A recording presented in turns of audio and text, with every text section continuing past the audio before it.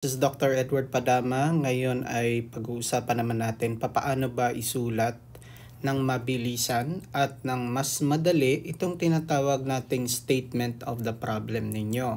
So kung makikita ninyo, I have already prepared tips kung ano yung mga dapat nyong gawin habang nagsusulat kayo ng tinatawag nating statement of the problem. Pero bago yan, itong statement of the problem ay bahagi ng tinatawag nating chapter 1, the problem and its background. And then yung ibang mga bahagi nito ay makikita na ninyo dito sa tip natin at isa-isa natin itong dadaanan. Unang-una, pag sinabi nating SOP, this is an acronym that refers to the statement of the problem. Ang statement of the problem is in the form of a question. So patanong dapat ang makikita dito, in the form of a question. So dapat lahat ng mga makikita nyo sa specific problem ng SOP ay nasa question form. So mamaya makikita nyo yan. Punta tayo dun sa unang tip. The SOP is composed of the general problem and specific problem. So dito makikita nyo na kagad sa una may dalawang part ang SOP. Yung tinatawag nating general problem and the specific problem. So the general problem mirrors what you have written in your research title. Parang sabi nga natin, quote and quote, ini-state niya lang kung ano yung objective ng inyong research. Ulitin ko, mamaya makikita niyo yan sa sample natin. And then the next part is the next tip is that the specific problem should help answer the objectives, direction, the goal of your research. Ulitin natin, this is reflected in the research title. Okay, so it is important that you focus. When you start writing your SOP, you focus on the research title. Kasi, sabi nga dito sa tip number 3, lahat ng mga specific problems ninyo should be relevant and aligned with the direction of the research. So if you are not going to focus on your research title when writing your specific objectives, you will not be able to produce the correct questions that will be part ng SOP ninyo. Ang SOP ay mga tanong na makakatulong sumagot sa research ninyo. So the simplest idea, pinakasimpleng idea at konsepto ng SOP, kung tinatanong nyo ano ba ito? Ito ay mga tanong na makakatulong sa pag-a-address, pagsasagot doon sa research title ninyo. So ulitin natin, tip number 3, specific problems should be relevant and aligned with the direction of the research, and this direction will again be directed back to the research title. Okay, and then the last one is only mechanical. Present at least a minimum of 3 specific problems. At least a minimum of 3 research problems. So, liitan lang natin ito. Okay? Okay, next. We have a sample research title. So, the title is Challenges Encountered During the New Normal of Education by Selected Students of Arellano University. So what is the objective or the goal of this research? To identify the challenges. The challenges encountered during the new normal ng mga estudyante or selected students of Arellano University. So it's as simple as that. What are these challenges?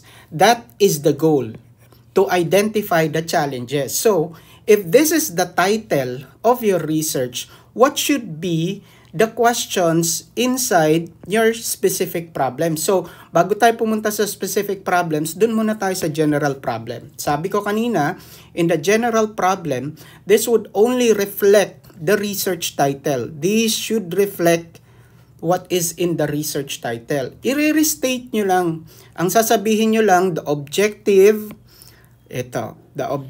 of the study is to identify the challenges encountered during the new normal of education among selected students of Arellano University, which is again, goes back dito sa research title ninyo. Okay? Ni-restate nyo lang. Sinasabi nyo lang ano ba ang direksyon ng inyong research. That is the content of what we call the general problem.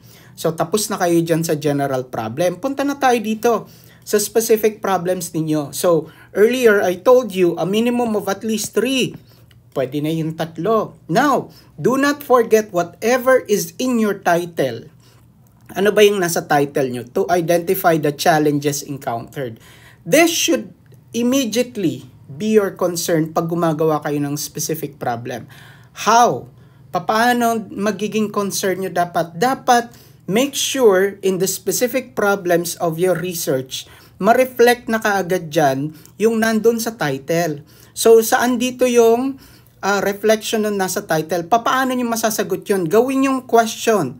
What are the challenges? Ito na yun. What are the challenges encountered by students during the new normal of education? So if you can see, this directly answers the goal of your research. So do not forget that. Huwag niyong kakalimutan kung ano yung nasa research title ninyo. Make sure you include that in your specific problems.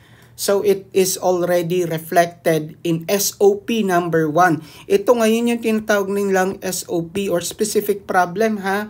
Pero both of this, the general and the specific, are parts of the SOP. Kaya lang ito, parang nire-reflect nila kasi pag when you go in front of your defense and then your panel asks you, what is your SOP1? Ano SOP1? So, nire-refer lang nila doon is the specific problem. So, SOP2 or the specific problem 2, what recommendations can be made in order to address the challenges identified in the study? So, na-identify na yung challenges. Ngayon, para medyo matulungan pa yung findings ng research ninyo at hindi naman huminto na na-identify nyo lang yung challenges, make it a part of your SOP to at least give recommendations based on the findings of your research.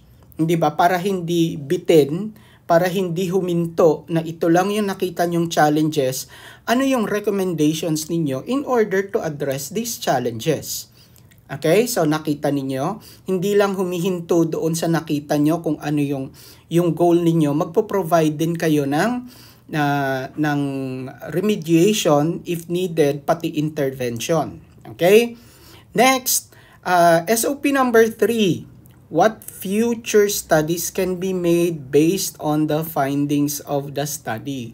Recommendatory lang yan. So, that can still and also be part of your SOP. Anong mga areas ang pwede pang imbestigahan in order to continue and deepen what you have started? Kasi kung titignan ninyo, parang umpisa pa lang ito eh. Na-identify yung challenge, merong recommendation, yung third part, ano ngayon yung further studies na pwede nyong i-recommend based on the findings of your study. So ulitin natin, ang study, any type of research should not be stagnant. So, hahanapan nyo ng paraan para magamit, para ma-implement, at para mapalalim pa, malaman hindi lang yung dahilan, kundi ano yung pwedeng maging sagot doon sa research na ginawa ninyo, doon sa findings na nakita ninyo, doon sa research ninyo. So, that is really the essence of research, not only to identify but to present answers, hindi lang recommendations, pati yung solutions niya. So kung kailangan mag-provide kayo, sabi ko nga kanina, ng programa, ng intervention, kung kailangan makagawa kayo ng module, you can also include that doon sa SOP number 3 ninyo, which is yung further studies. Okay, so basically, this is the shortest and easiest way to understand yung tinatawag nating formulation ng statement of the problem ninyo. So again, we have the following tips. Make sure that the SOP is composed of the two parts, yung general problem and specific problems. Ang general problem nyo kahit isang isang paragraph lang. And then the specific problem should help answer the objectives of the research reflected in the title. The specific problem should be relevant. Dapat may kinalaman yung mga specific problems ninyo doon sa direction ng research, and then at least present 3 specific problems. So these are our example, yung research title, yung general problem, sabi natin kahit isang paragraph lang, and then the specific problems related to the research title. This is your point of view kapag gumagawa kayo ng specific problems ninyo or ng SOP ninyo. Okay?